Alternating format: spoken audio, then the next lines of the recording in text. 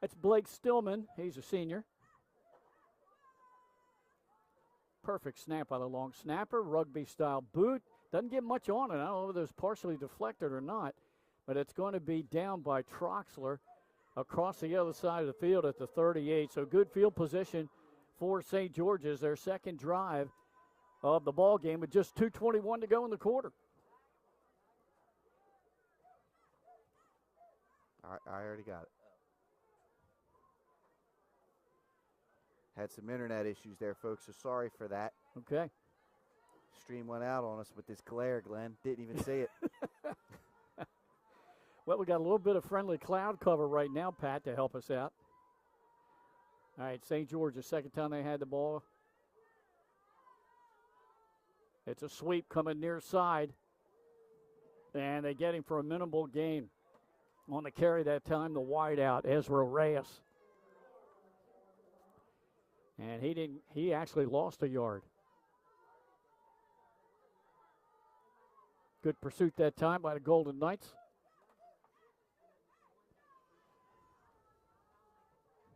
Yeah, well, now can they do it on second and third down, Glenn? They've done a really good job of stopping the St. George's offense on these first down opportunities. Now they got to do it for a whole set of downs here. Goff again checks into the huddle with the play from the sidelines. He'll go in the gun. I believe he has Buck to his left. Yeah, Buck gets the handoff right up the middle, runs into Jace Troxler, but crashes across the 40 to about the 42. This young man runs the football seeking contact out, Glenn. He's looking for someone to run over. How about unofficially 3 carries for 39 yards? That's a pretty good average, Pat. Yeah, that'll play. That'll play. Third down and close to 5 for the Seahawks. Pass, little out route, caught up near midfield, and a first down at the Central 49. Nice pass. Goffigan's been strong. That's triplet again, isn't it? Yep, triplet.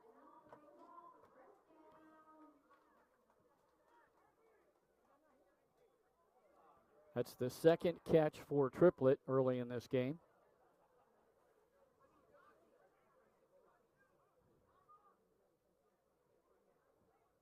Goffigan 2 for 2. As I mentioned, you won't see a whole lot of passing today from either team. From the Central 49, first and 10 for the Seahawks.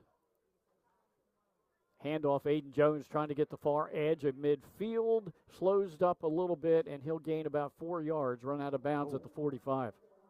He just went through that. He's all right. Good to see these guys get up. Looked like that whole bench went down. Yeah. But you're right, Glenn, about the game scripts here. I mean, this is like a game from 2008 broke out again. You know? Right. Which makes sense. I mean, both these coaches have kind of coached in from that era and have moved into this new era of spread offenses. So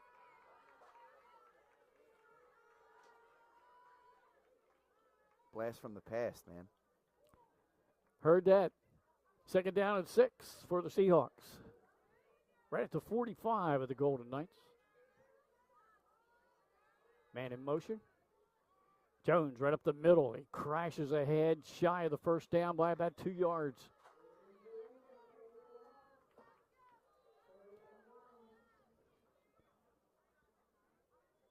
Nice run, and third down is short. This will be 2-down territory here. And that could be it for the end of the quarter, and that is it. 1 quarter in the books here at St. George's High School on Senior Day. It's 7-0 in favor of the Seahawks. Second quarter action after this. First State Orthopedics has 46 physicians and 22 physician's assistants at 16 locations across the state of Delaware. We provide both surgical and non-surgical treatment for a variety of orthopedic conditions, are specially trained in current state-of-the-art techniques. We serve as team physicians for over 20 high schools, Wilmington University, and many local recreational and competitive leagues. Our doctors are readily available to all local emergency departments, medical aid units, and urgent care centers for consultation and treatment. Give us a call today at 302-731-2888 or visit us online at firststateortho.com.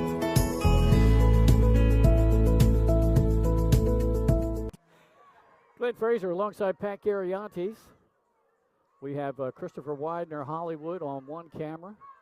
I'm sorry, the other, our down on the field. Who's our other camera? Jordan Hughes. Jordan Hughes. Nick Halliday right behind us. He's here today. We thought he was MIA, but he's back. The man. The myth, the legend. Nick Halliday running the switcher, folks. So right now, with the camera not being in the right position, you can blame that on him. 3rd and 2. They're trying to get the edge with Jones. He has a first down close to the 37-yard line. He'll pick up about 4 there. Tried to laugh and call a play. You caught me.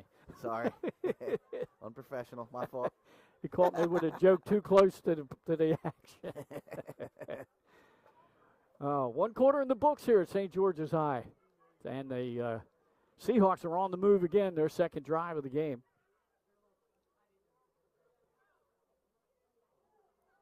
Going again with this unbalanced look with Buck and Aiden Jones in the backfield. That time, Buck took it straight ahead and gained about 5. But that's under his average. His average was 11. I know. My Lord, he's really starting to fall off. Right. Yeah, I mean, with these two backs at Coach Wilson's disposal, it makes sense as to why they're a run-heavy offense, Glenn. I mean, these two young men, they're both different styles of backs, which really helps. And you know, when Coach Wilson was having the big-time success at St. Mark's, that was kind of their bread and butter, was the ability to run with some, quick and athletic running backs as well as a bruiser, as there's a encroachment on Sussex Central, so it can't continue to hurt themselves here early in this game.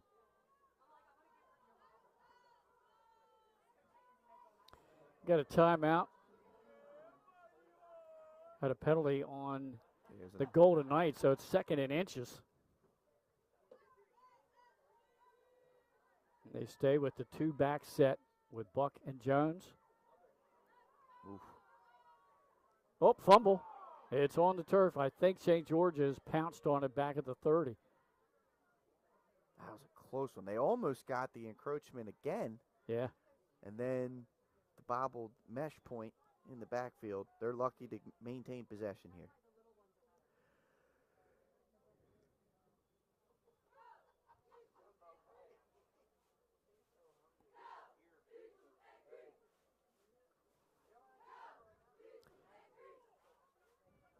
About a 3-yard loss on the TFL back to the 30 thanks to the fumble. So now 3rd down and 4. Under the 10-minute mark here in the half. Trips to the bottom of your screen, lone receiver to the top. Goffigan back in the game. Drops straight back, looks downfield, pressures. He steps up and had to go down because it just closed down on him, no gain. Yeah, great pass rush there by Sussex Central and good coverage in the backfield. And, yeah, Goffigan had to do what he had to do right there. So now 4th down and 4 at the 30 of Sussex Central. St. George's offensive huddle looks to the sidelines. And here comes QB Goffigan into the huddle. Now you really got to be disciplined if you're the Golden Knights here. You don't want to jump. Once again, trips to the bottom, lone receiver to the top. Goffigan flanked by Jones. Fakes it to Jones. Good blocking, and now they rush him. It's a jump ball and picked off by the Golden Knights down inside the 20-yard line. Not the worst thing in the world. 4th down. That'll go down as an interception there, but Goffigan's like, I mean, if I throw it away, it's a turnover on downs anyway. Right. So he puts it up there, hoping his guy can make a play on the football, unable to do so, and big stop there for the Golden Knights, trying to stay in this football game. Yep, down 7-0 with 8:43 to go in the half. Jordan Hughes getting a good, nice, tight look in there, the Sussex Central offense.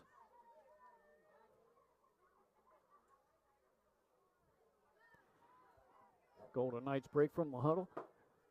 Haven't been able to really get Will Harmon on track. Pitch out. Harmon Eluded one defender. He has the edge. He's down the sidelines. He's all the way up to midfield. He turns it back, and unless there's a flag, he's going all the way. Will Harmon. You called for it, Glenn, and you got it, buddy. Yeah, how about that? You called for it, and you got it. Unreal. 82 yards on the touchdown run. And now let's see if Sussex Central can convert here and tie it up. They brought him in motion, and you know they've run like the wham almost off of that the last 2 times. Fake that motion, and that time St. George's, all it takes is a split second, a half a step of undiscipline or uncertainty. And right there, you're used to seeing Spruill get the ball the last 3 times on that motion. And this one time they didn't do it. They gave it to the pitch man, and Harmon knew what to do with the football. Got him in space, and he could make some plays happen. Had a touchdown called back earlier, Sussex Central did. This time they played disciplined play. Chance to tie this game or take the lead right here. All right, the holder is Pucci. And the kicker is Ronaldo Roblero Alvarado. He's a lefty, left footer, trying to tie the game up. Snap looks good. Kick on the way. Kick up and good. Timeout on the field. 8:28 to go in the half, and we're all tied up here, 7-7 on 302 Sports.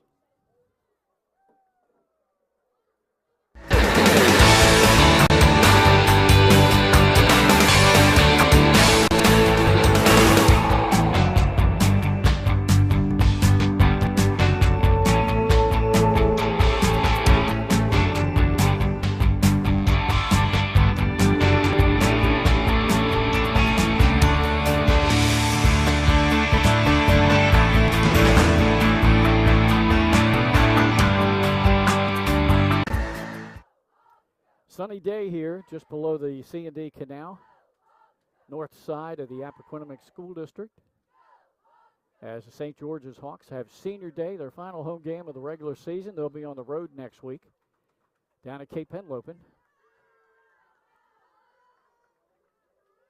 As it stands right now, Pat, it looks like teams that are already in the Class 3A tournament, obviously Middletown, Salesianum, and Smyrna. And then probably Appoquinimink and Carabel have punched their tickets unless something crazy happens. So we could see these 2 teams here. We could see the 2 we had Thursday night with Cesar Rodney and Cape Henlopen.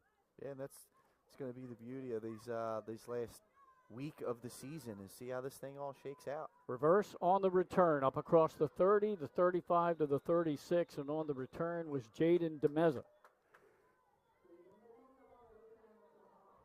Great return there by DeMeza. Nearly had the football stripped out, but he's able to secure it, hold on to it, set up his team with good field position.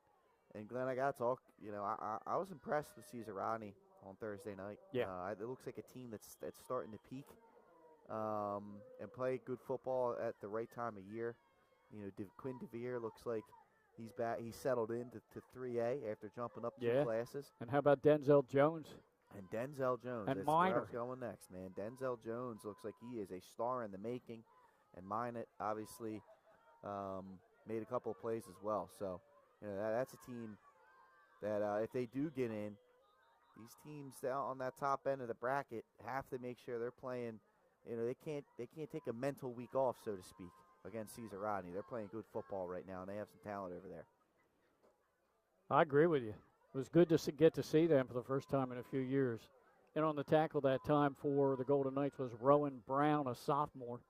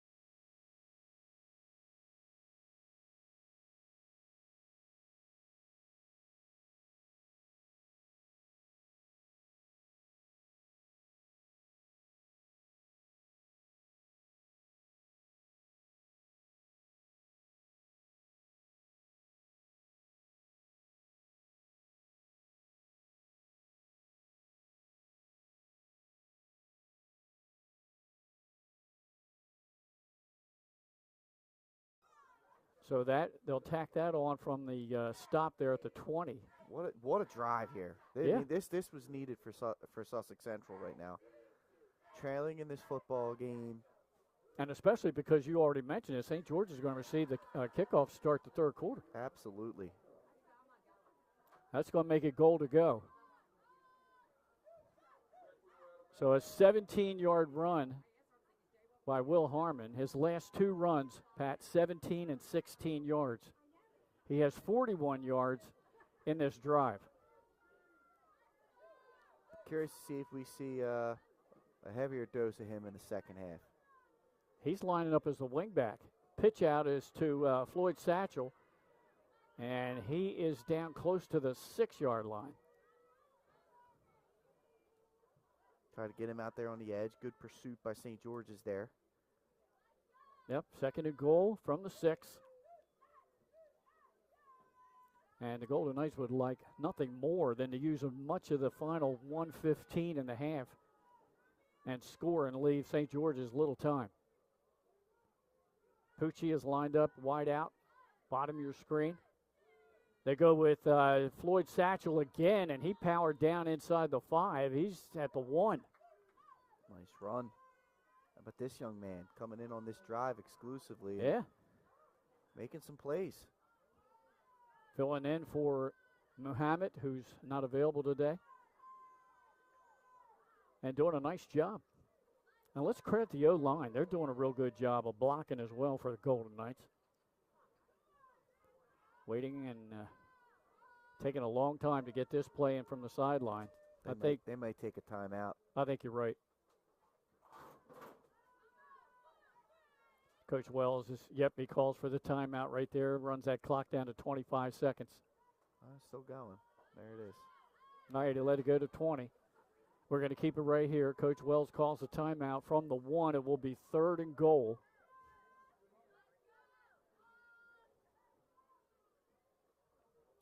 And Armand Floyd Satchel is a junior fullback who's getting some PT today, and he runs pretty hard. He does. I mean, and it just shows the depth of running back talent here at Sussex Central, and all these guys can get the football and make things happen. They're tough to bring down these backs. They're tall. They're fast, quick. Yeah. And each one of them seems to have a different skill set. Mm-hmm. Harmon, very elusive. He's very very good at the cutbacks. Yes. Sproul, he just runs hard. Young fullback, freshman, and almost the same thing with north-south runners. Floyd Satchel. Then you got Jackson in there as primarily a wingback today, but they've used him in motion on sweeps. Mm-hmm. All right, timeout over, Pat. Let's see what happens. From the 1, you've got Harmon and Floyd Satchel in the backfield. Floyd Satchel gets it and walks into the end zone for the 1-yard score. Right behind Will Harmon, who gave him a good lead block. Yeah, great job. What a drive. What an answer here by Sussex Central before the half to make sure they don't go down trailing with St. George's getting the ball coming out of the break. And now you can go into halftime. You can now you got to secure the tackle here on the kickoff, but you can go into halftime and kind of have this mindset of this is a brand new football game, right? We're in the same situation we were when we kicked this thing off. So exactly. It just comes down to execution. All right, the left-footed kicker is in. Alvarado. Once again, the holder is Pucci. Awaiting snap. It's good. Kick is up. Pat, we're all tied. 14-all with 17 seconds to go in the half. All square.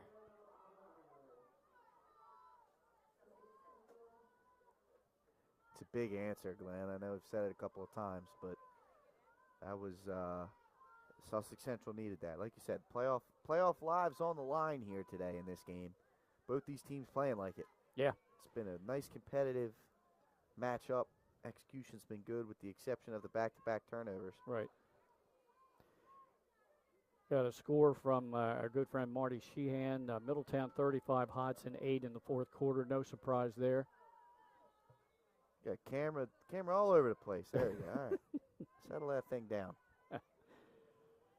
Let's see, Archmere 27, Tower Hill nothing. They're going into the fourth. No surprise there. Christiana 21, Charter 7, Charter School Wilmington. That's a halftime score. Our thanks to Marty Sheehan from the Delaware High School Football Pod, as he is a loyal viewer and keeps us up to date on scores. Absolutely. Marty, we'll see. I don't know. Energy level's kind of low. I didn't get my coffee this morning. I'll see what I can bring you here in the second half. Alvarado's kickoff, high end over end, short kick, going to be taken inside the 15, fumbled, and then picked up on a hop. Back inside the 10, DeMeza. Nice cut. Yeah, good cut, and he'll go out of bounds. Let's see, it's going to be inside the 15, I believe. That's it looks like you got it out to the 20. Did he get that to 24, 25? Is that where I see this guy marked up at? Now look at the official back here inside the 15-yard line. So he's going to have it about the, I'm sorry, you are right, across the 20 to 22. Okay. Did a great job of stopping on a dime and cutting back. Because it looked like he was going to be tackled inside the 10 there. Yeah. 11 seconds left. I think, knowing that you're getting the ball here coming out of the half, I would be very surprised if there's a level of aggression or anything like that here. We may even see a knee. We'll see. Yeah, let's see what they do. Wide out goes in motion. He's coming off the field. All right, you had too many out there. It's a knee. Goffkin goes down on a knee. That's going to take us to the locker rooms at halftime. Boy, we've got a good one here, folks. Pat and I will be back about midway through the halftime period here with our unofficial stats, our scoring plays in the first half, and scores from up and down the state. We'll do all that in about 10 minutes. It's senior day, so extended halftime, and we're all tied up 14-all on 302 Sports. Boom. Turn your vision into a reality with Capstone Homes Design Center, bringing personalization, luxury, and quality all into one location, where you'll meet with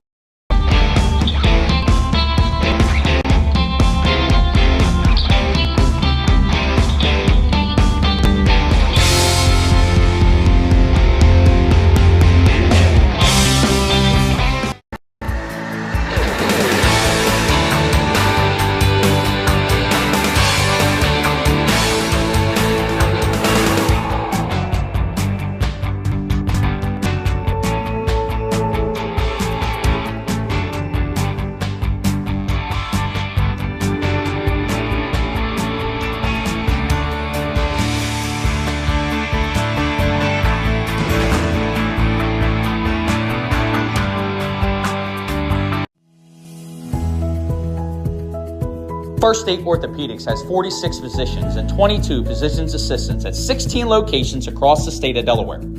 We provide both surgical and non-surgical treatment for a variety of orthopedic conditions, are specially trained in current state-of-the-art techniques. We serve as team physicians for over 20 high schools, Wilmington University, and many local recreational and competitive leagues. Our doctors are readily available to all local emergency departments, medical aid units, and urgent care centers for consultation and treatment. Give us a call today at 302-731-2888 or visit us online at firststateortho.com. Get the assurance that your HVAC system is what you need with Ambience. Ambience provides you with over 25 years of experience in the heating, cooling, and plumbing industry. The team at Ambience Heating and Air Conditioning provides high-quality residential HVAC installations, maintenance, and repairs in new and older homes in the Delaware, Maryland, Pennsylvania tri-state area. You may not realize it, but half of your energy costs go to heating and cooling. Make sure your energy dollars count and call us today for a free estimate. 302-239-HVAC. 302-239-4822.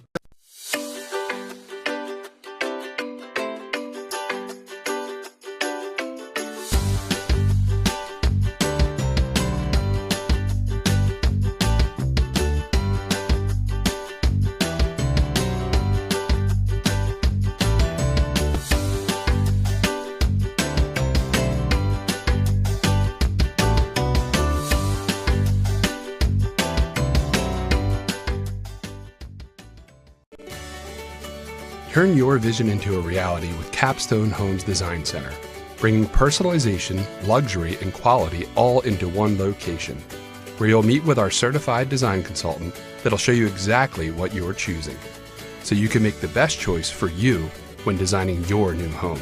From first home to vacation houses, we build and design homes for everyone. Set up your appointment now and find your dream home today at Capstone Homes. Wraps, signs, banners, and promotional items that can help your business stand out from the rest. Looking for an excellent way to convey a professional image? Customized promotional products are the perfect way to target new customers, increase employee retention, and boost your brand awareness. Let the professionals at Cassidy Graphics bring your advertising ideas to life. Give them a call today at 302-326-2412. Again, that number is 302-326-2412. Again, Cassidy Graphics brings your advertising ideas to life.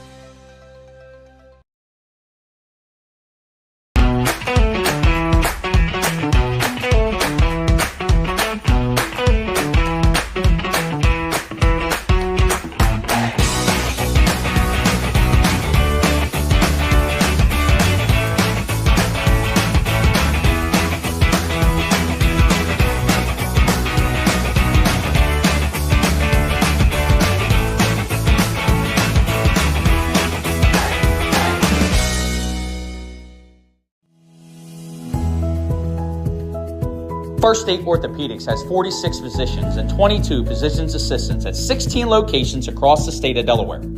We provide both surgical and non-surgical treatment for a variety of orthopedic conditions, are specially trained in current state-of-the-art techniques. We serve as team physicians for over 20 high schools, Wilmington University, and many local recreational and competitive leagues. Our doctors are readily available to all local emergency departments, medical aid units, and urgent care centers for consultation and treatment.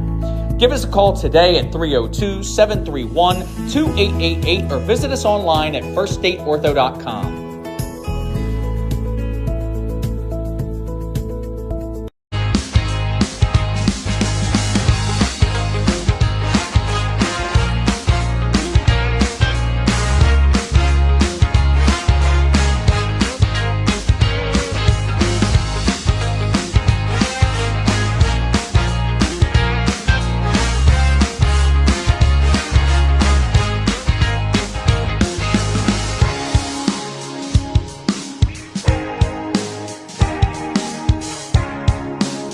Matt's Fish Camp has 3 locations, all conveniently located on Route 1 in Lewis, Bethany Beach, and Fenwick Island. Matt serves fresh seafood, coastal classics, and Sussex County comfort food. With an array of camp cocktails, craft ales, and a carefully selected wine list, there's something for everyone on the menu. Matt's is the place you can bring your family for dinner, grab lunch during the week, or hang with friends at happy hour. Each location offers unique outdoor dining and a raw bar featuring fresh, local oysters. Open daily for lunch and dinner. Stop into Matt's Fish Camp in Lewis, Bethany, or Fenwick. Paint Doctor, making house calls for your sick walls. Richard C. Edwards Jr., the owner of Paint Doctor, started it all in 2002. Paint Doctor prides itself on its personal yet professional approach to working with customers and holds itself to the highest standards with all projects. The Paint Doctor staff follows one main objective when performing our services. Customers and their homes are treated with the utmost respect. Our workmanship and quality of personnel is demanded at every step of the project. We treat your home as we would expect someone to treat ours. Preparation before painting is paramount. Just open the door and we will handle the rest. Paint Doctor also believes in a strong community involvement as well by supporting several local sporting teams, leagues, and schools. Paint Doctor services include interior and exterior painting as well as carpentry.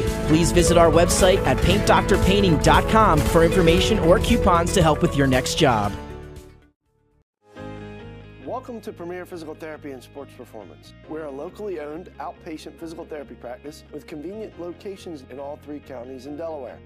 At Premier, we have experienced physical therapists with advanced credentials, but their hospitality, passion, and enthusiasm is what makes the difference for you. Find our convenient locations at premierptsp.com. The Clubhouse at Baywood is a full-service restaurant and premier wedding and event venue in coastal Delaware. Located just a few miles from Lewis and Rehoboth Beach, this all-inclusive venue features breathtaking views, stunning indoor and outdoor spaces, and a team of professionals to help you plan your dream wedding. From our in-house florist to our award-winning culinary team, we will take care of everything, making sure your day will be one to remember. Reach out today to schedule your tour at Baywood. From Fenwick Island to Middletown, Surf Bagel is your go-to spot for fresh baked bagels and good vibes. We're open daily from 6:30 a.m. to 2 p.m., serving up breakfast and lunch favorites like our specialty wraps, made-to-order salads, tasty smoothies, and locally roasted coffee. Be sure to check out our iconic merch, the perfect way to wear the beach life wherever you go. Dine in and enjoy the beach atmosphere, or grab your order to go and hit the road. We're stoked to serve you soon. Turn your vision into a reality with Capstone Homes Design Center, bringing personalization, luxury, and quality all into one location, where you'll meet with our certified design consultant that'll show you exactly what you're choosing, so you can make the best choice for you when designing your new home. From first home to vacation houses, we build and design homes for everyone. Set up your appointment now and design your dream home today at Capstone Homes.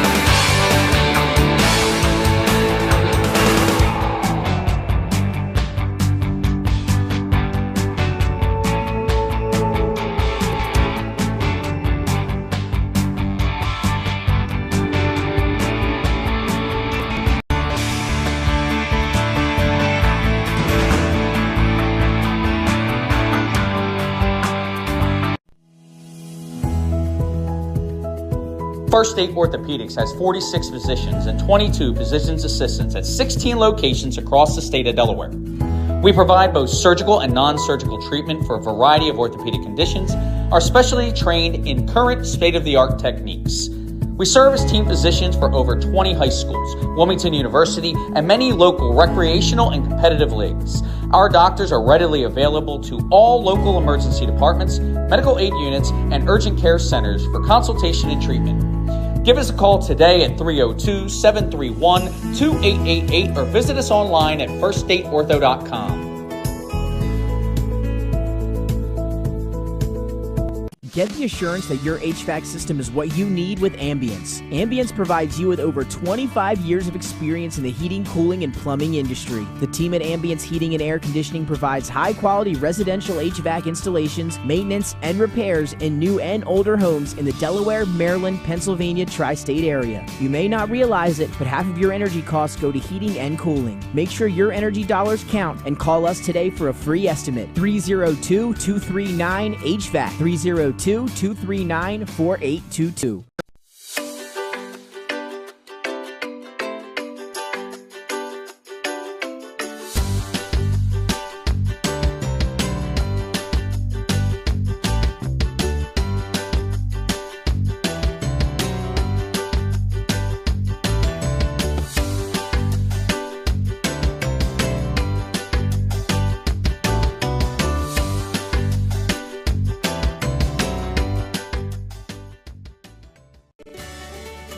Turn your vision into a reality with Capstone Homes Design Center, bringing personalization, luxury, and quality all into one location, where you'll meet with our certified design consultant that'll show you exactly what you're choosing, so you can make the best choice for you when designing your new home. From first home to vacation houses, we build and design homes for everyone. Set up your appointment now and design your dream home today at Capstone Homes.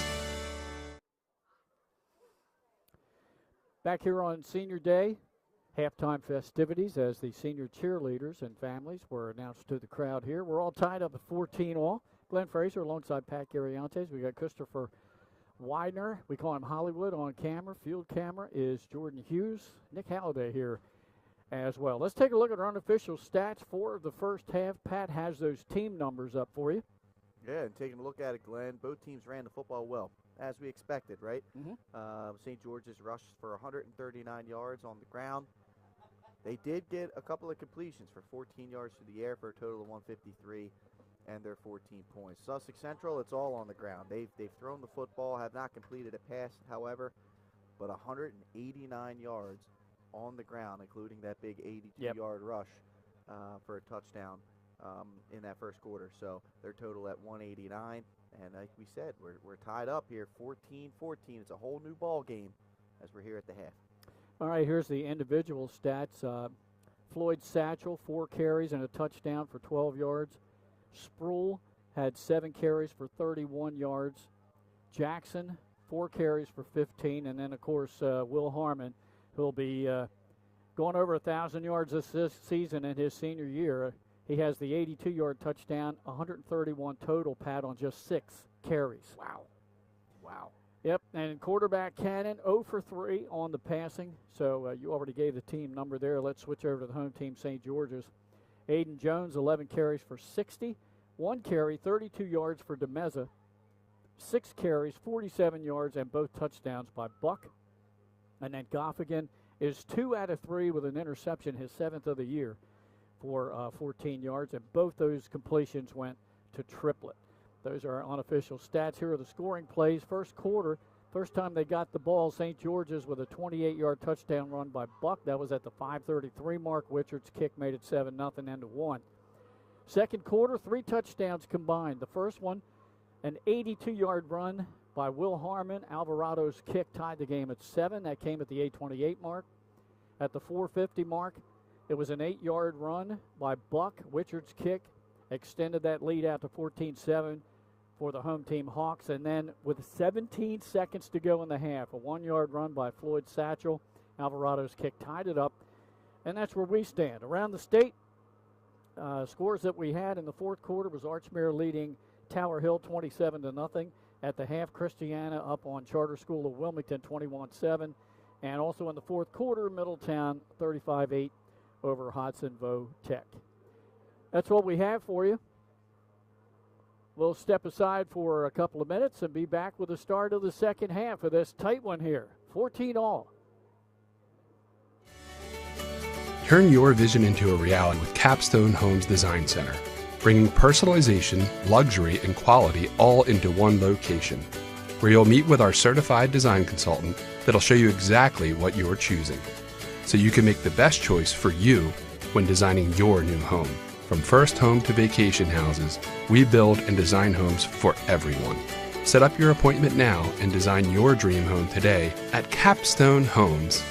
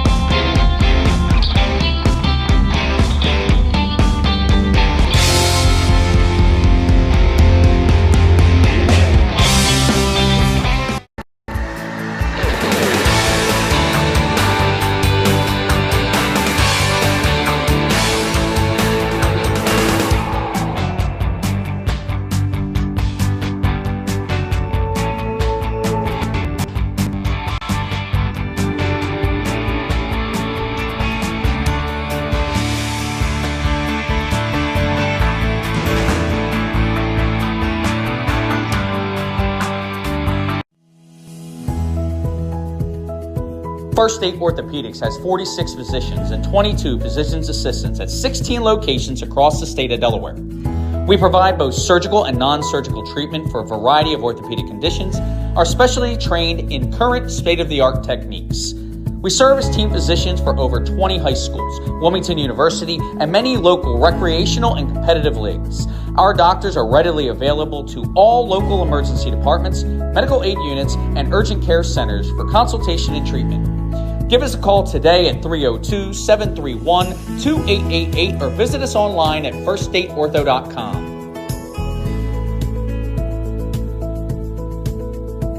Get the assurance that your HVAC system is what you need with Ambience. Ambience provides you with over 25 years of experience in the heating, cooling, and plumbing industry. The team at Ambience Heating and Air Conditioning provides high-quality residential HVAC installations, maintenance, and repairs in new and older homes in the Delaware, Maryland, Pennsylvania tri-state area. You may not realize it, but half of your energy costs go to heating and cooling. Make sure your energy dollars count and call us today for a free estimate. 302-239-HVAC. 302-239-4822.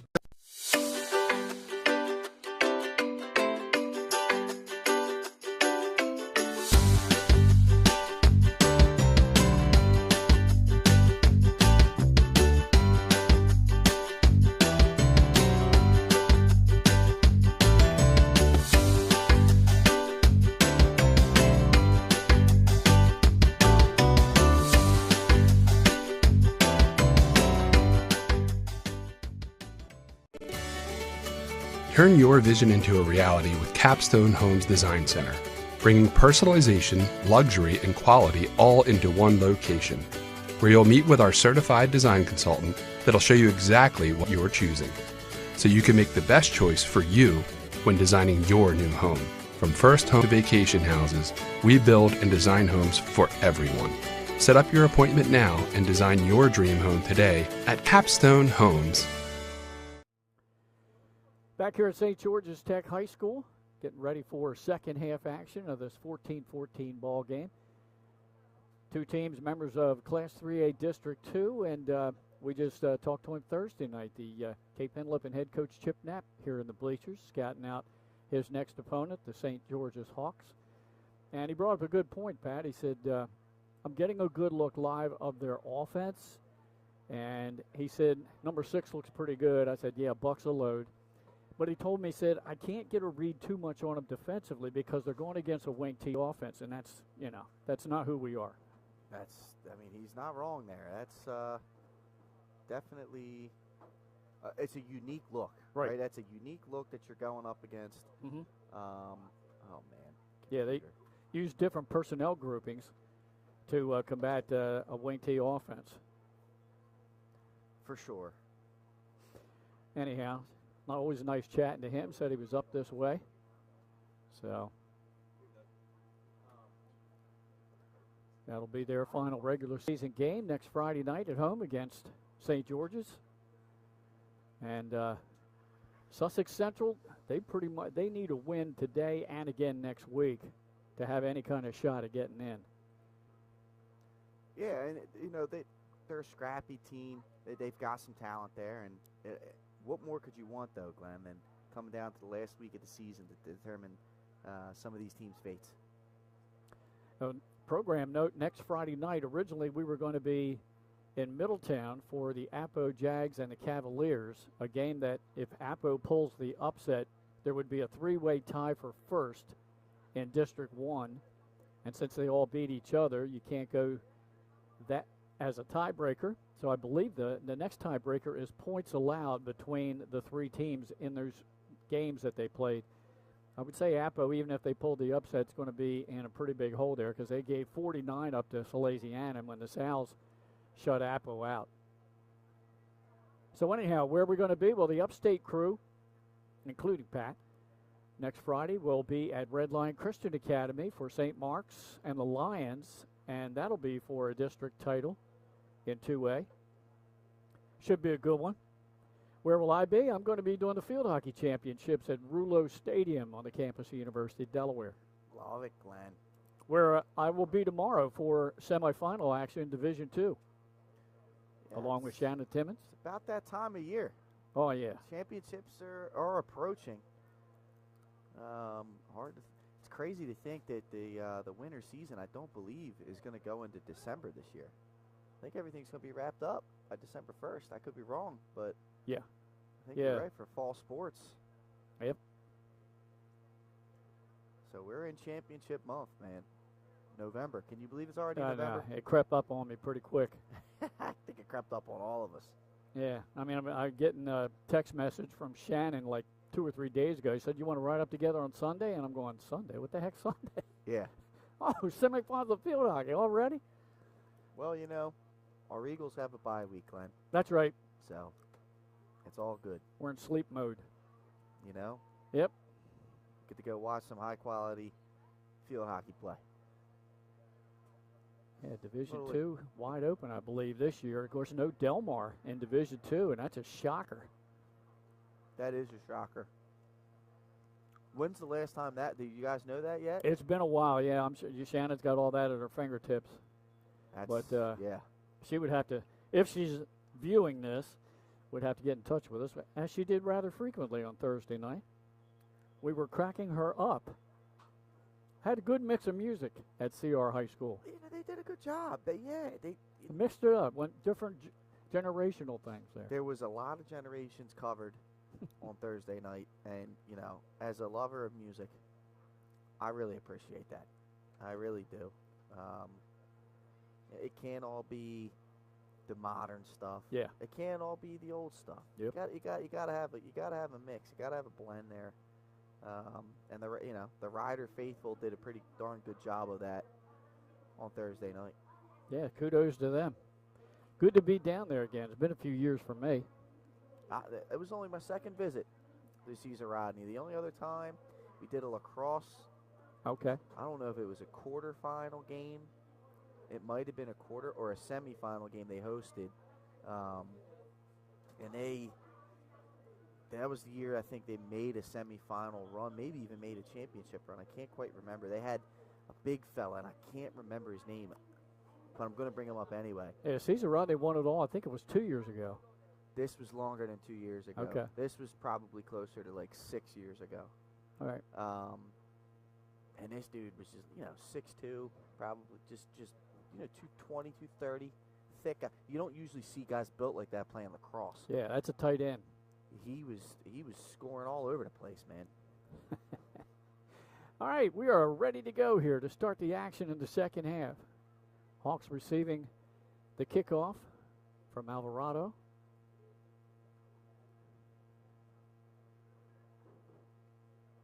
As soon as he'll signal the official that he's ready. And he approaches the football. Squib kick down the near sideline, and it's going to go out of bounds, which will draw the penalty flag. And almost always, the receiving team will just take the ball at the 35-yard line, but they do have options. You can take it where it went out, which they're not going to do because it was further downfield, or you can back up the kicking team 5 yards, make them do it again. Well, that was something that my head coach, Joe Hempel, in high school used to always do. Move them back. Yeah. You move them back, force them to kick it again. And, 8 times out of 10, that was the right decision. Only twice, 2 times out of 10 would it kind of go against you to where you don't get the ball at least a 35. 80% success rate. I like it. It's pretty good. Goff again in the gun. Jones alongside of him. DeMeza in motion and sets. Jones gets the football, trying to get the edge on the left. Oh, he went right through the line. Good block inside, steps a defender, and finally out of bounds. Where are they going to mark him out? In Central Territory at the 45-yard line. Tell you what, that's a great run there by Jones. Yeah, the wardrobe malfunction kind of happened there, and that could have really slowed his stride up. The pants down there trying to run. He did a good job of keeping those feet moving. That's a big-time pickup and a big-time opening drive here for St. George's if they can make something happen. 20 yards for Jones. Goff again feeds Jones again. This time right side, follows blocking, cuts it back to the middle, and he's inside the Central 40 down to the 39. Keep feeding the beast. Back-to-back great carries there by Aiden Jones. Oh, he comes up hobbling a little bit. That's okay. It must be nice. You could just bring in Joel Buck. Yeah, right. and not lose anything there. Both these young men, elite running backs. 6-yard pickup there for Jones with Buck in the game now. Second down at 4. They bring DeMeza in motion. Goff again feeds Buck left side, sheds one defender, stiff arms another, and he's all the way down inside the Central 30. And a first down.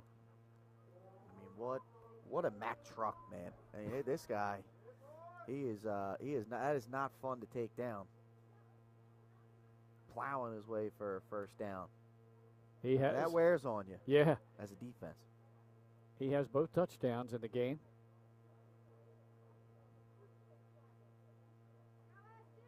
Triplet will split to the top of your screen. DeMeza to the bottom. And now DeMeza in motion. He gets the football. No, it's not. It's quarterback Goff again. Good fake by him. He got a couple of yards. Looks like they're going to mark him down just inside the 25 of the 24-yard line.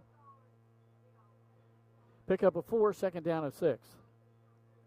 This is it. I mean, this is a good opening drive here for this St. George's offense.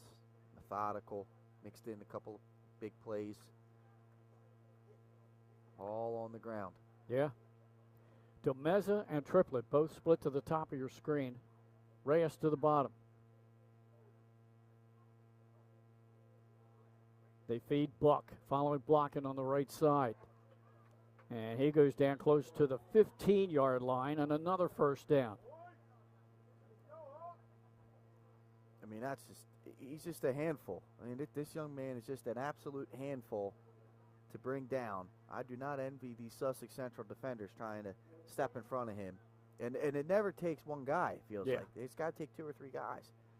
I'll tell you what, these two kids are pretty special. And they're almost dead on in yardage for the game. 70 yards unofficially so far for Buck and over 80 yards for Aiden Jones. Goff again sends DeMeza in motion.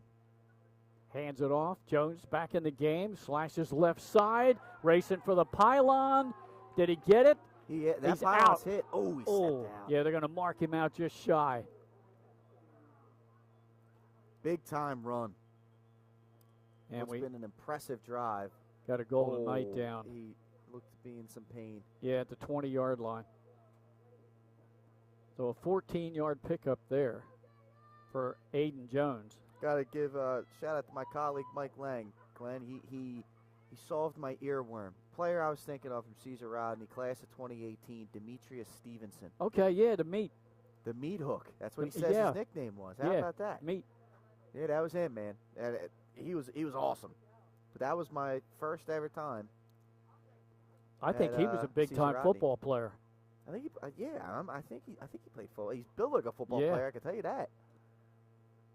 They're going to officially mark Jones down at the 2. So I guess he stepped out before the body hit the pylon. And we actually have 2 players down there. We had 2. One Sussex Central Golden Knight already walked off the field. We have another one down at the end zone. That must have been on the hit. Yeah. So they're tending to that player down there. And head coach John Wells concerned. He's now making the long trip all the way across the field. Got a final score. Marty Sheehan again feeding us with scores today. Christiana winning 42-20 over Charter School of Wilmington. Our first final from today.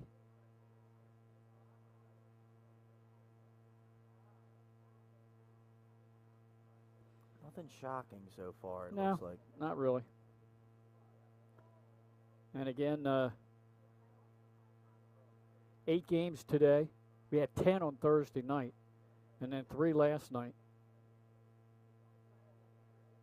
And next week, the Upstate crew will be at Redline Christian Academy, a district title on the line as they take on St. Mark's in Class 2A. And then Benny Mitchell and his crew might have the game of the season down State, Indian River, and Lake Forest. 2 undefeated 9-0 teams battling for the district championship. And 2A District 3. Yeah, I can't wait. That's going to be a fun one to watch. And like you said, I mean, both of those teams, they're 2 of the front runners down there, as well as Howard in that 2A state championship quest. Archmere winning today, 33-6 over Tower Hill. And the last we heard, Middletown leading Hodson 35-8 in the 4th quarter. That's what we have for you right now on the Dover Federal Credit Union scoreboard. You can bank on Dover Federal Credit Union. Another fine sponsor for 302 Sports. And hopefully both those Golden Knights players are okay, nothing serious. Now, ready to go, 1st and goal for the Hawks at the 2-yard line. Goff again takes the snap, feeds Jones, trying to get the edge, and he walks into the end zone. We have a flag down. And that was thrown by our white hat, the head referee. It's going to be a hold against the Hawks. The touchdown, take it off the board. That one stings. Yeah. But now you got 1st and goal at the 12. Right. I mean, that's what I'm saying. I mean, you went from thinking you scored on the long run to then thinking you scored on the play after that. Right. And now you're at the 12. Yeah. I mean, seeing that, feeling like you saw the ball go across the pylon twice and having 0 points for it could be tough. There you go, Marty telling us Stevenson went to Rutgers, played lacrosse up there for the, what are they? Rutgers are the Knights, aren't they? Scarlet Knights? Scarlet Knights, yep. Yeah. And then transferred to Delaware to finish out his career in college. Thanks to Marty Sheehan and Mike Lang for helping me out, man. Yeah, how about that? Big time. Ask it, now shalt receive. Jones gets the handoff. And he gets inside the 10. It looks like shy of the 5. It'll be 2nd and goal from there. Golden Knights on pilots. He was in on the stop. Looked like number 25. Sproul was in there as well. We're getting his whole man's young resume. Mike Lang says, yeah, he played football. He also swam. Yeah, Devin West on the tackle there for the Golden Knights. 2nd and goal from the 6. Yeah, also a swimmer. Multi-talented. Goff again has Jones to his left. Jones gets the football up the middle, trying to push that pile. Looks like he got to about the 3 before he stopped. See if they try and get to the edge again here, Glenn. They had success on the 2 plays prior to the holding penalty. Yeah. These last 2, they've kind of gone up the middle in between the tackles to get themselves down to the 3. See if they try and get to the edge. All right. Goff again got the play from the sidelines. Jones to his left. DeMeza and Triplett split to the top of your screen. Reyes to the bottom.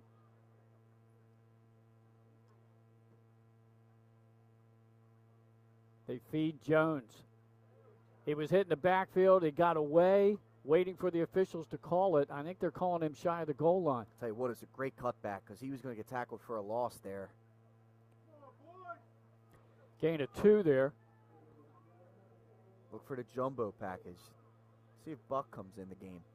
He looks like he is. I think Yeah, that's a good call. This Wildcat look here, Glenn. Good call.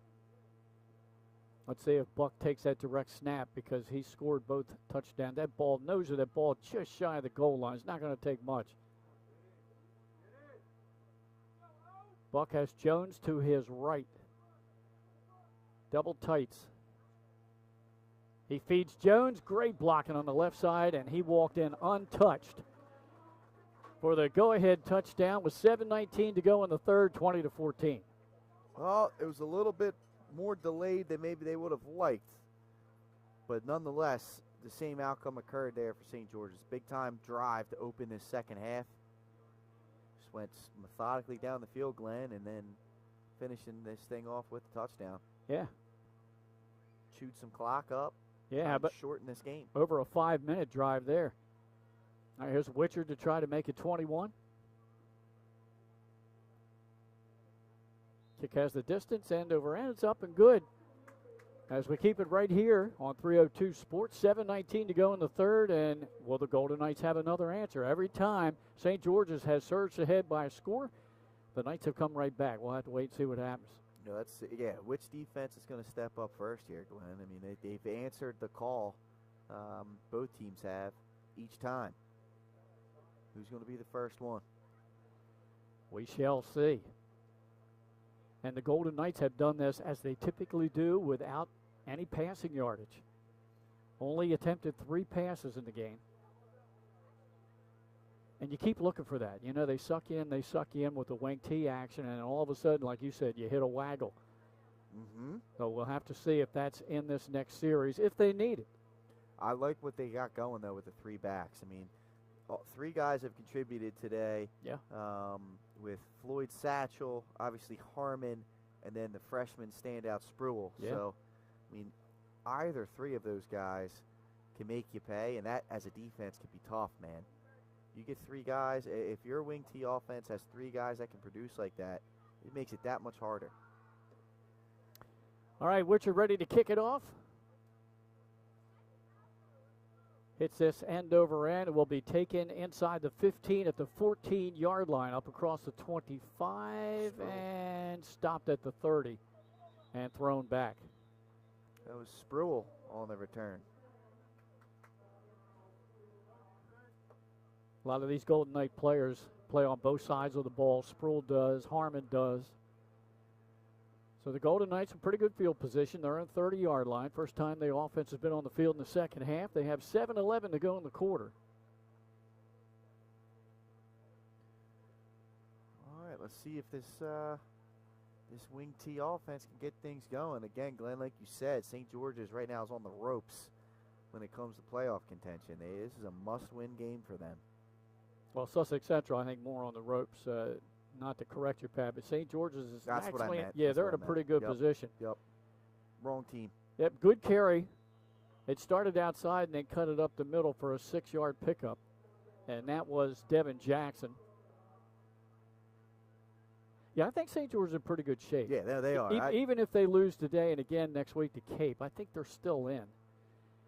Be a lot of tiebreaker stuff going on. So yeah, Sussex Central, they're on the ropes for sure. That's who I meant. Yep. That's who I meant. I thought you did. Yeah. That's a good correction, partner. That's what we need. Got to pick each other up when we fall down. Get that one right up the middle. Good carry, all the way out close to midfield. A powerful run, and that was Floyd Satchel. Again, Glenn, we're starting to see all 3 of these backs able to produce. It just makes it so hard as a defense, man. This young man, he's impressed me, Floyd Satchel.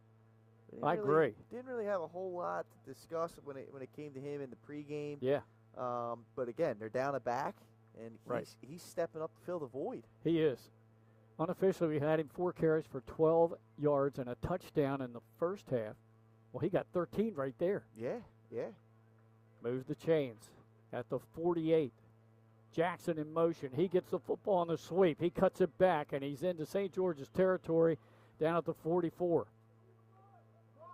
Jackson as a 4th guy that's been positive here today, running the football. He's had a couple of big-time chunk plays. Yeah, he got 8 there, so it's 2nd down and 2. And like I said, that waggle, that pass is always there in the back of the minds of the defense. But when you're moving the ball this well, do you really need to go to it? Absolutely not. You only go to it in certain situations. The 2nd down and short, this might be one of them. Let's see if they go to it. Double wing. They give it to Harmon. Harmon cuts it upfield. Gang tackled, I think, just shy of the 1st. It'll all depend on the spot. You can see Coach Wells is going the safe, methodical route here. Yeah. I'm just going to give it to my best player. Yeah. Set up a 3rd and an inch. Who has an 82-yard touchdown run in the ball game. So it's 3rd down and a yard. We have Floyd Satchel in the backfield along with Harmon. They give it to Floyd Satchel, I think, or was that Harmon? They got the 1st down at the 40. He picked up 3 yards.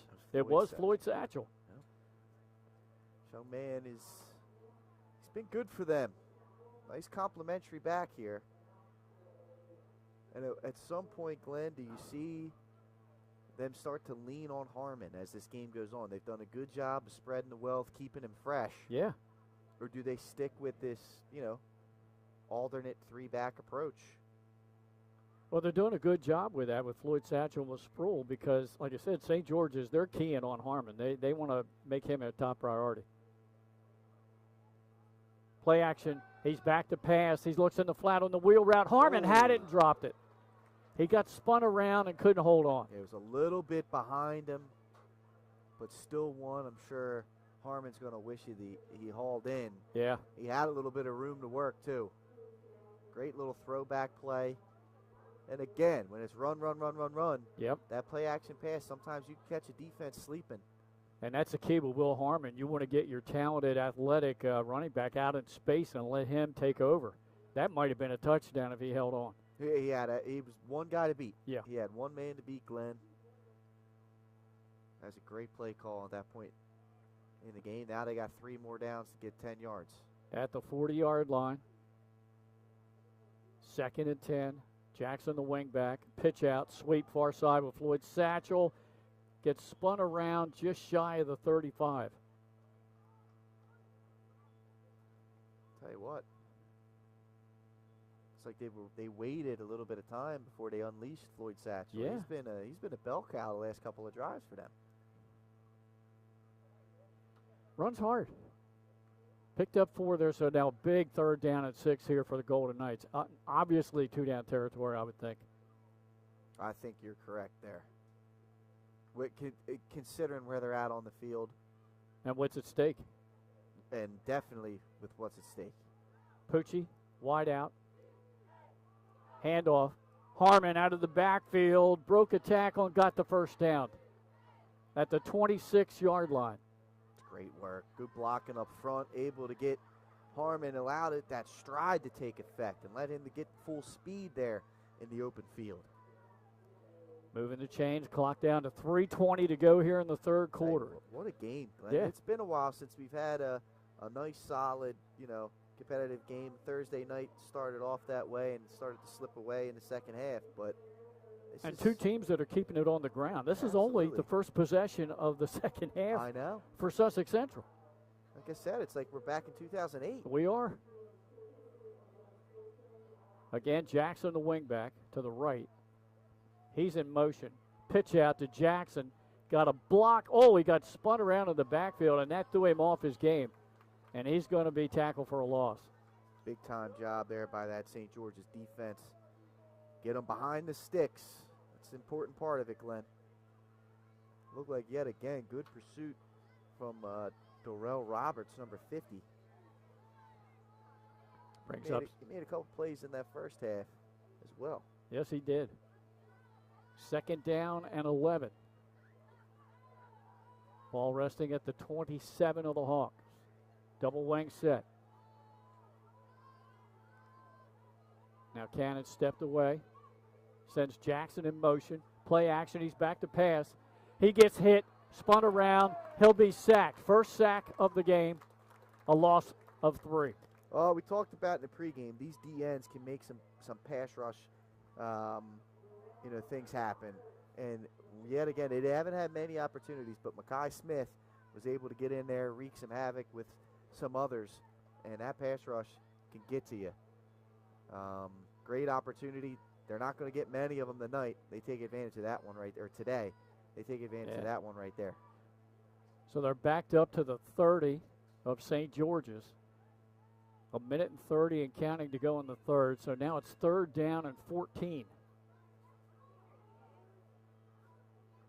Single wingback. The wingback's Harmon. He comes in motion. Cannon's back to pass. Looks middle of the field. A leaping attempt made and incomplete. Looking for Floyd Satchel. And he'd like to have that one back. It's a great throw. I'm impressed so far here today with Josiah Cannon and his limited opportunities. He's put the football on his receiver's hands. Yeah. There's been a couple of drops that have been big. Let's see what they do here on 4th down and 14. I'm not so sure we might see the wheel route again with Harmon. They're going to have to put the ball in the air again. Yeah. They need to get down to the 16-yard line for the 1st down. Long time in the huddle. They may end up having to call timeout here. Let's see.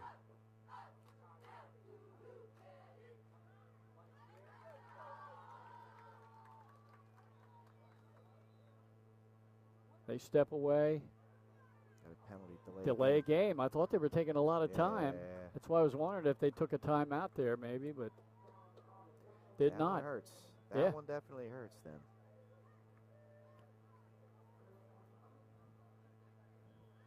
Ball now resting at the 35 of St. George's. 4th down and 19.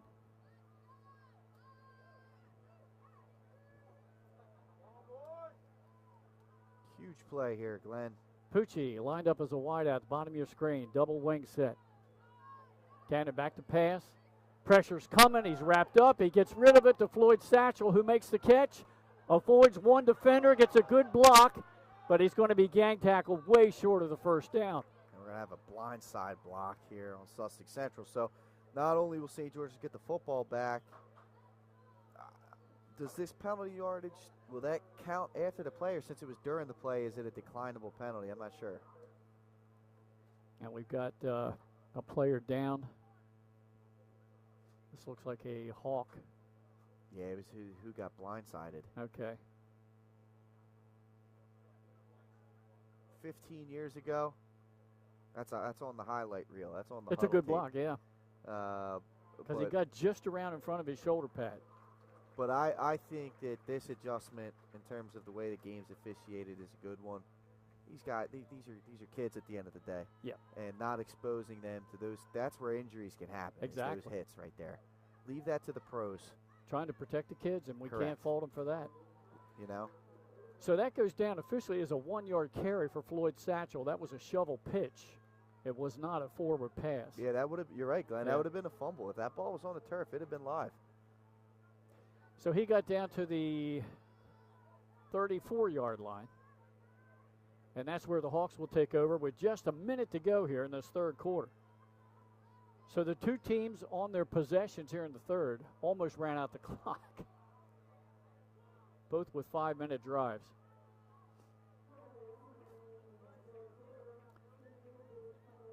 And that's the first time today that Central has not answered a Hawk touchdown. And this drive here becomes paramount.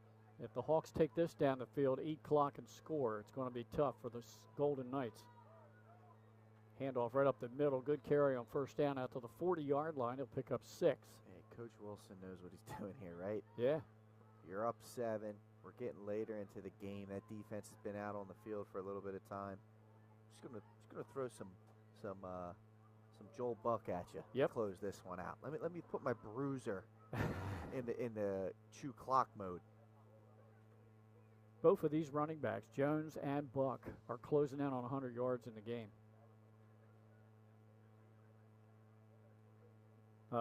Jones is already over 100.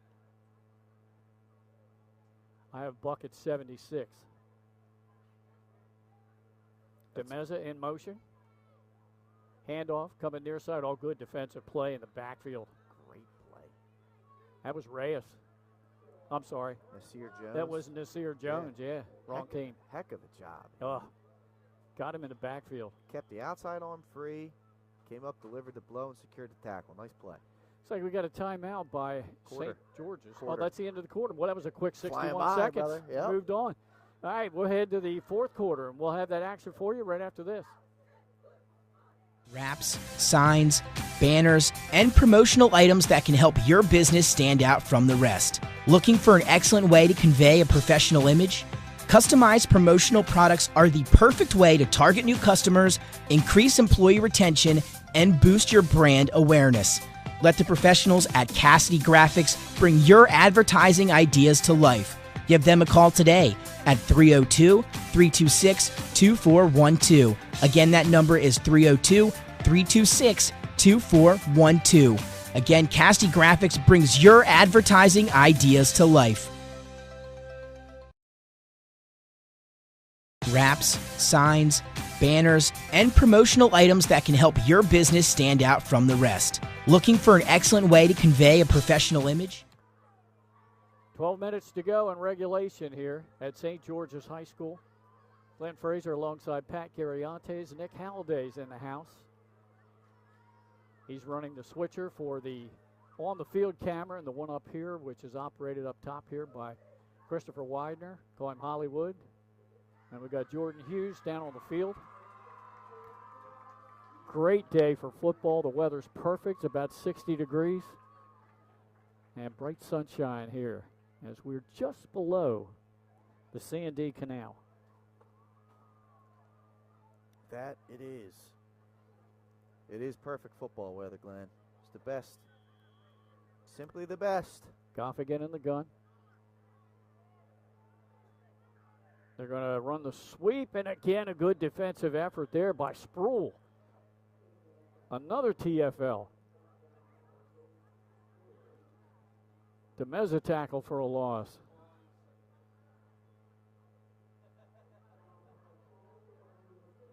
Oh, we had a flag down too. I didn't see that. Penalty marker. Let's see what this is. If it's against the Hawks, John Wells will decline this. After 2 consecutive TFLs, they're backed up to their own 30-yard line, 4th down and long.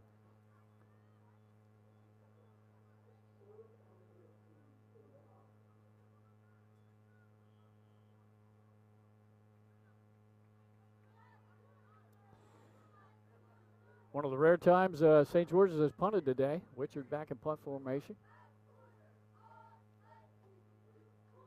Perfect snap by the long snapper. Nice punt, too. And they're just going to let it bounce. It takes a little bit of a Golden Knight bounce. Will be down at the Sussex Central 34-yard line, and that's where they'll have it. 11:34 to go. And see if the Golden Knights can get a drive going and tie this thing up, or will the Hawks hold on and make a stop? Yeah, this is a big moment in the game. Nice stop by Sussex Central there. Yeah. After a golden opportunity for St. George's to take control of this football game.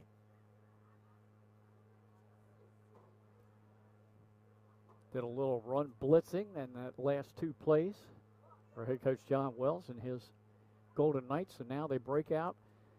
Let's see if they stay successful on the ground. They kind of got forced into a passing situation in the last drive, and that's what made it stall. Double wing set, Harmon in motion. He gets the football. Stiff arms a defender in the backfield and will back down the sideline for a couple.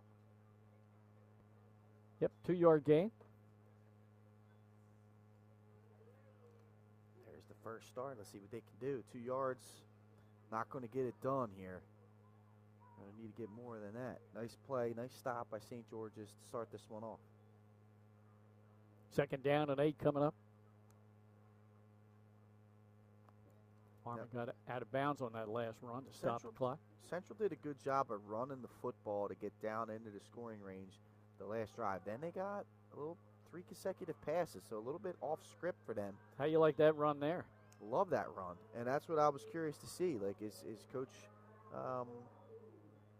going to go back to the running game? I wouldn't abandon it. You got plenty of time left in this game. 12-yard pickup there, right up the gut for Floyd Satchel. And that moves the chains. They're all the way out to their own 47-yard line. Plenty of time, almost the entire quarter. 11 minutes to go.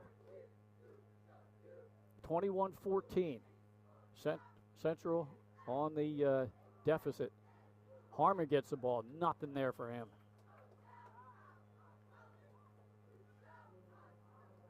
Give him credit for maybe a yard.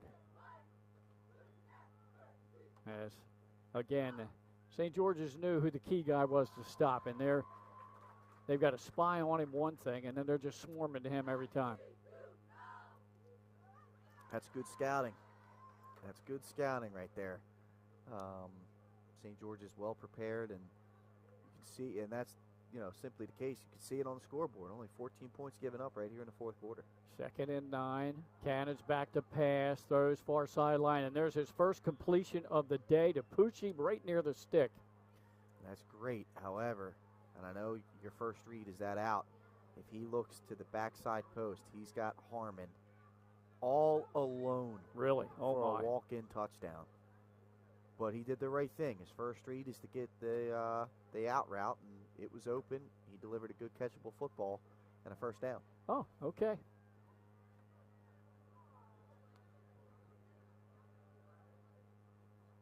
So that play went for 9 yards, not 8, where originally it looked like that's where they marked him out. Now down to the 42-yard line of St. George's. Single wing set. Give it to Harmon. Follow him blocking right side. That's one of his best carries in the half as he goes all the way down to about the 36. Staying ahead of the script on that one, Glenn. They finally, the key is allowing him to get the full speed. So if they can get him to 2-3 yards down the field where he's at full speed, he can make some things happen.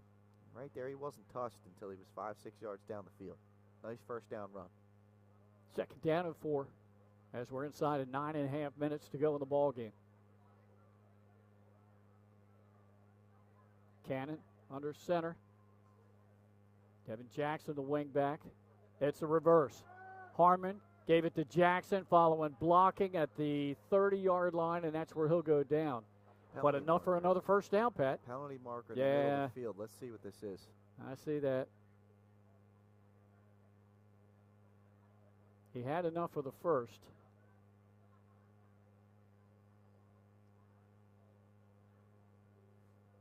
And now here's a signal. Holding on the Golden Knights. They've had a few of them today, Glenn. They've really kind of taken them out of their rhythm. Yeah, those kind of penalties really hurt them big time. Spot foul, though, so the 10 yards is going to mark it back to almost the original line of scrimmage. At St. George's 41-yard line. So it's 2nd down and 9. Here comes Cannon from the sideline. Golden Knights with an overall record of 3-5. St. George's 5-3. Pucci will split to the top of your screen. Double wing set. Harmon in motion. Pitch out to Harmon, trying to sweep. Oh, great one-on-one play. Who was that made that stop, Pat? That's what we're waiting to see. Got to wait till he shows us his back. Yeah, got that shirt tucked up. Those numbers are hard to pick up. That was a heck of a job. One-on-one. Number 20. Heck of a job right there. Caleb Hayes. He came up, the sophomore. That's not an easy, like you said, Glenn, not an easy one-on-one tackle. Good job of not allowing that edge to get set. Nowhere to go. 3rd and long incoming. And that's not where the Golden Knights want to be. It's 3rd down and 14. We're at the 8-minute mark. Double wing set. Harmon in motion. And they give it on the counter play to Devin Jackson, spin move, and he gets to the 40. So he picked up 6, but it's going to be 4th down and about 6. All right. This is a huge play in this game, Glenn. That's going to be more like 4th down and 8. Thought he had a little bit more than that. Maybe I think you should expect to see pass here. Maybe that pass that got him the first down prior to the this set of downs. And if that's the case, watch the backside for Harmon. Harmon is a wing back. He goes in motion to the top of your screen. Not running it. They're back. He's looking downfield. Oh. And just missed. I think that was intended for number 80, Colin Smith. So they give it over on downs, Pat, and that was huge. Smith coming across on the over route. Maybe threw that a little too soon. If he takes one last step back, he's got Harmon even with the cornerback. Yeah. I don't know about you, Glenn. I'm throwing that up and letting him go make a play. As it is, only 7:14 to go in the game. So I think we might see a little bit more of Sussex Central, what they did on the last 2 offensive plays for the Hawks in that last series, a little bit of run blitzing. It looks like they're going to go to this Wildcat look. And they will.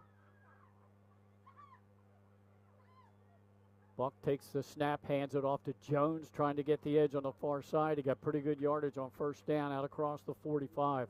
Did a great job of staying in bounds, though. That's the key right now for St. George's.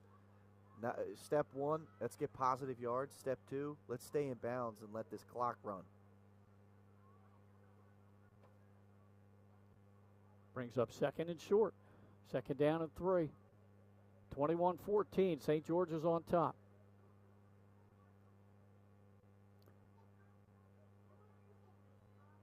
And they're going to stay with the Wildcat look with Buck and Jones.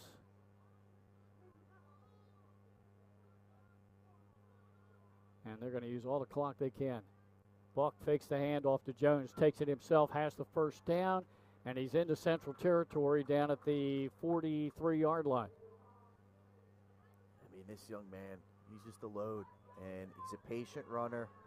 I mean, they got 2 guys here, Glenn, between him and with Jones. This is a heck of a 2-man running game for the St. George's Hawks, and if they're able to get a lead on teams, they can really bury them, which can come to be a huge advantage come playoff time. I mean, these playoff games in a win or go home situation, if you can limit possessions because you can put together long, effective drives, it could help you. You could stay in games that maybe you wouldn't. If you had another strategy, and you could put teams away if you can get leads. Jones that time tackled for a loss, and getting in there in the backfield was Hayden Barnhauser.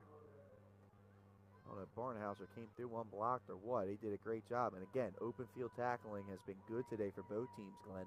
Yeah. Now that's a big play defensively for Sussex Central. They want to get the ball back because they had to get St. George's behind the sticks. That's an 8-yard loss. You're right. I mean, the last-ditch effort here. You gotta force a 3 and out.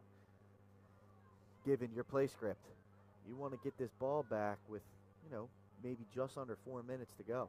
Goffigan back in the game. Hands it off, left side. Hayden Jones got that all that yardage back they lost on the previous play. Now you got 2 downs to get 10 and a half yards if you're St. George's. And I would utilize the whole play clock. Oh, yeah, they've been doing that. 3rd down and 11. This could be the game right here.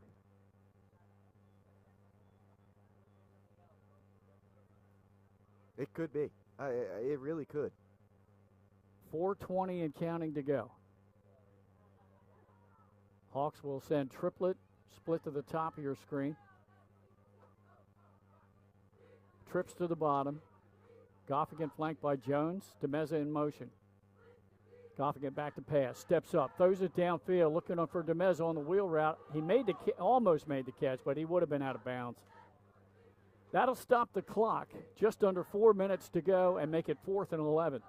Interesting that they wouldn't keep it on the ground there and try and take another at least 40 seconds off. They went for the kill shot. They did. First pass attempt of the second half for St. George's. So they'll send Wichard back in punt formation. Will Harmon is back deep to receive. Wichard's going to hit this from about his 45-yard line. Harmon standing down at the 10. Perfect snap. Long snapper doing a great job. Nice spiraling high punt. Harmon will let it bounce, and it will be down inside the 10-yard line at about the 9. That's a great job by Wichard.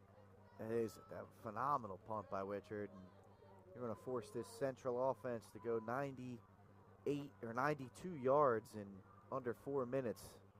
That's a job well done. They trust their defense. Yeah.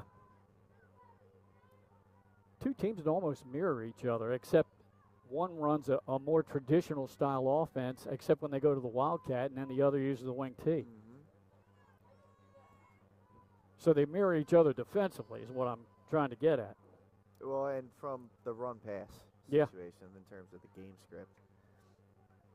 All right, Central takes over with 3:48 to go. It's like officially at the 8-yard line. Devin Jackson cuts it back and then slips as he went to make his cut. He got across the 10 to about the 13. Devin Jackson takes this towards the sidelines. He's still running right now. The cutback. I don't think he read the field right there. If he trusts his speed and keeps coming towards us here in the press box, that's at least a 15, 20-yard play. Wow. Good eyes there by my partner here, Pat Gariantes. Harmon gets it right side, got a good block far side, and he got down the sideline. Where did he step out? I think he got the first down, though, easily. It's a big run. Going to mark him out to the 25. 12-yard pickup there for Will Harmon. It's a big run right there. Try and get them any steps out so the clock stops.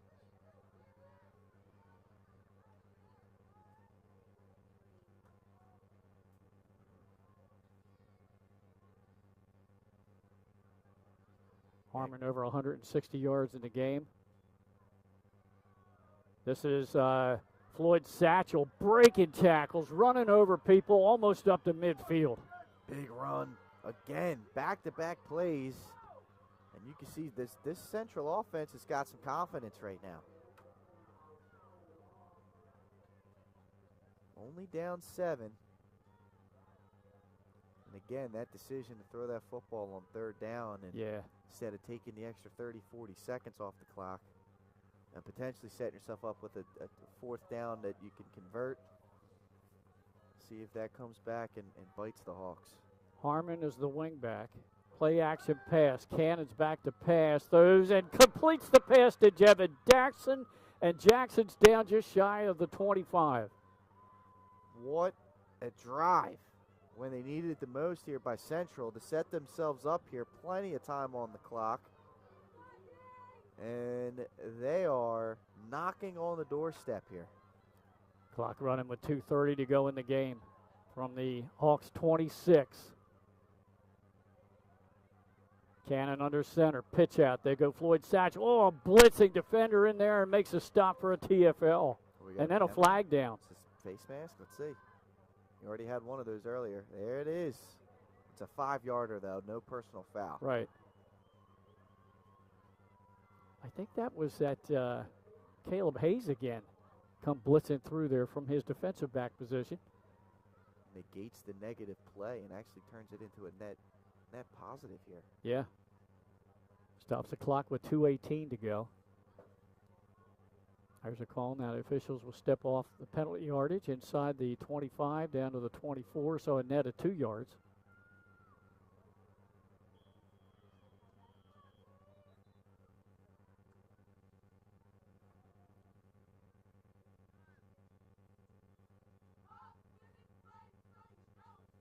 Pat, I've got it in the back of the mind, but what do you think about extra football today? It might happen. It could. Of course, it'll be decision time for head coach John Wells if the Golden Knights can punch in the touchdown. Do you try to kick the extra point, or do you try to go for 2 in the win?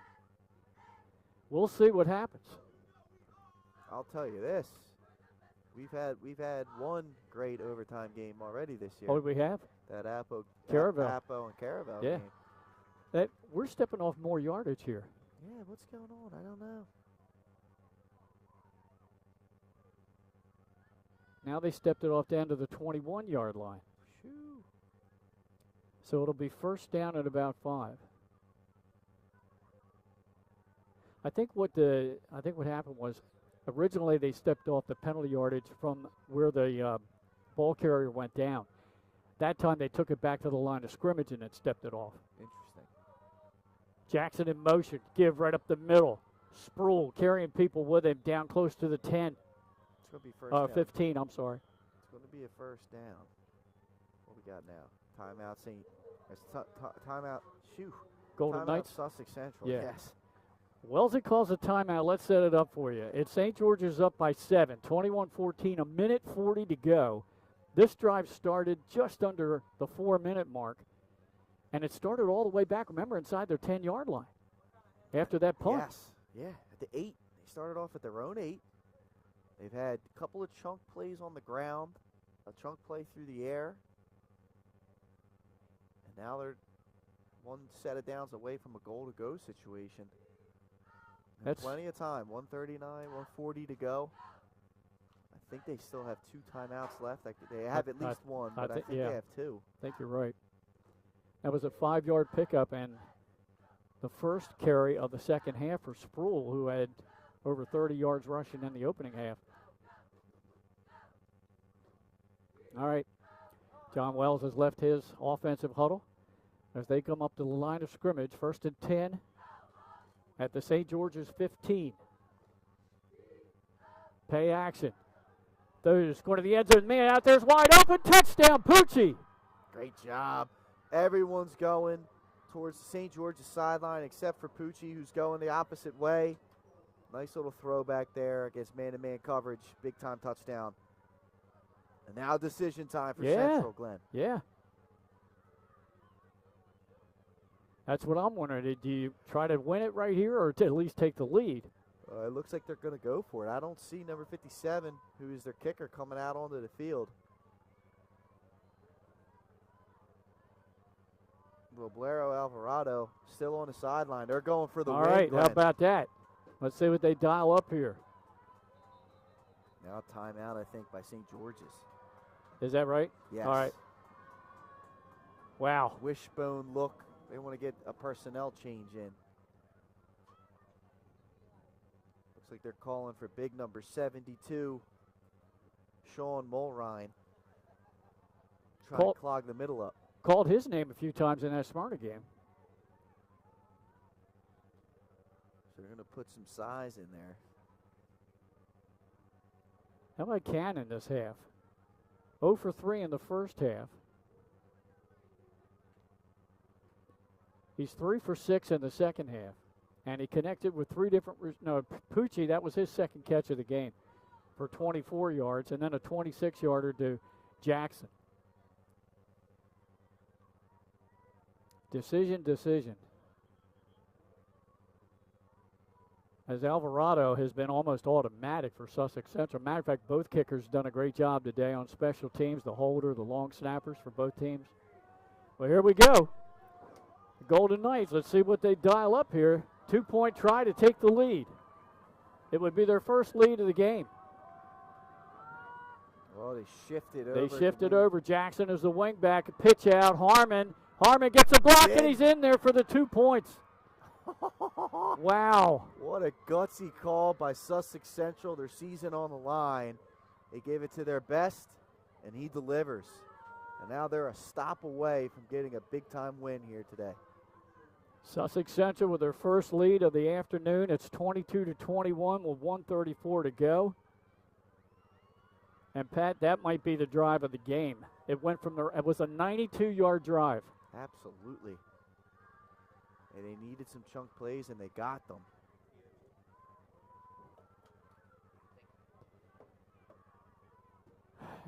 It's decision time for us, and even though the game's not over yet, because who knows what St. George's has in store, but, oh my gosh. I mean, Will Harmon is usually the guy you want to go to with. He's over 150 yards rushing. He has the 2-point try. But, I mean, you also got to look at Floyd Satchel. Yeah. Sproul, both sides of the ball. Those guys stepped up huge for this team. Down the man. Yeah. The defense keying on Harmon. Floyd Satchel with a big 23-yard run in that last drive. Yeah, that was impressive. Yeah. Maybe our player of the game should be John Wells. Right? What a gutsy call. That was a gutsy call. All right, 1:34 to go. Alvarado to kick it off. High end over end. We'll sail down inside the 13-yard line. Reversing field of motion and then being gang tackled shy of the 30. So those are our options for Sussex Central. Yeah. There's still 127 exactly to go here for St. George's. Final drive to starts. Flip this. Yeah, well, 1:27 to go.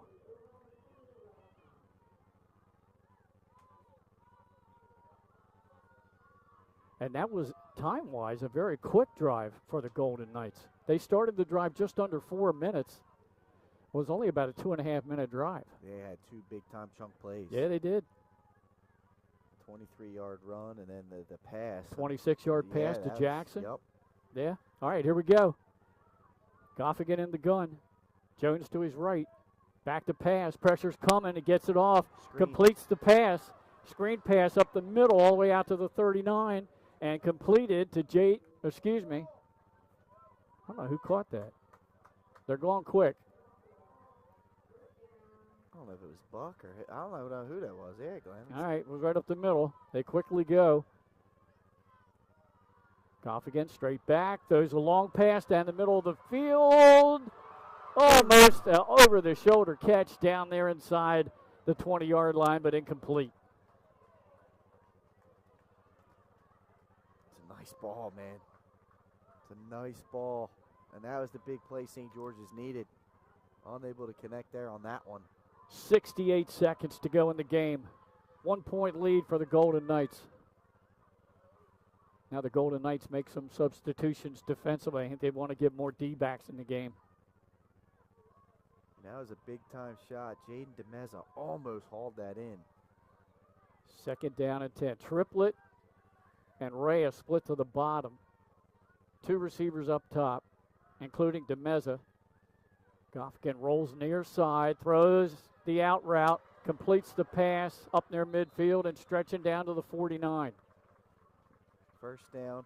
That was Triplett on the catch. He's the one that made the screen catch, I believe, too. It was a nice job, nice catch. Stretching for that first down. Good throw by Goffkin.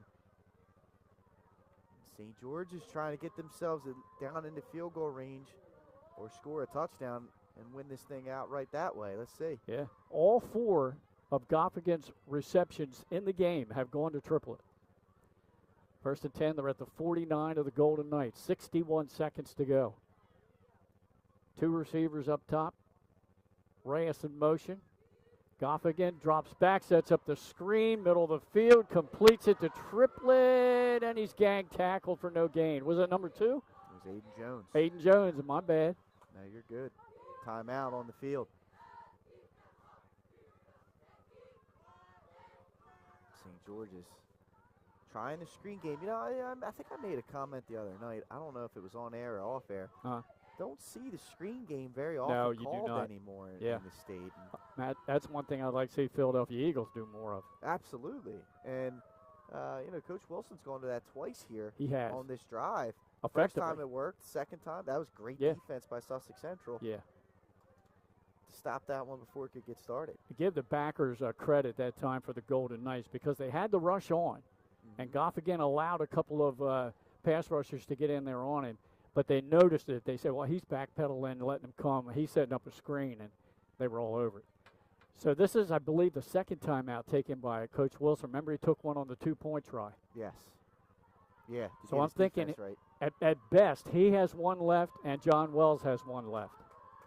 Boy, we thought this would be a heck of a game, and we're glad we're bringing it to you, Pat. It's delivered. Second down and 9 after a 1-yard pickup.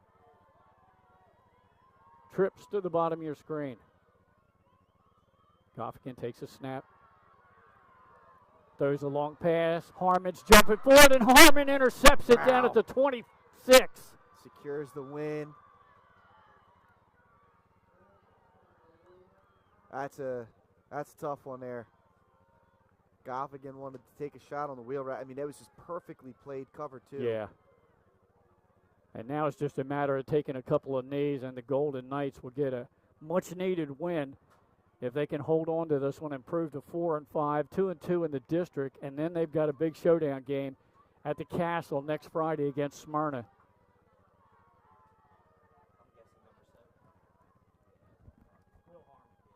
What a job, Harmon securing that victory there on that interception, Glenn. That's a big time players make big-time plays in big-time games. And that one was the biggest of all things.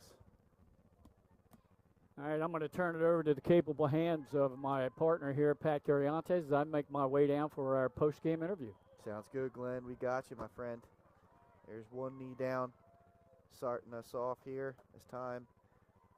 They may need to do one more at most. Impressive performance here tonight, or today, by Sussex Central. They just stuck around, never got down by more than 7 points. And when push came to shove, they had an opportunity at their own 8-yard line to go down and score to tie this game up. Not only did they do it, but they came back out on defense and secured the victory with a big-time interception by Will Harmon.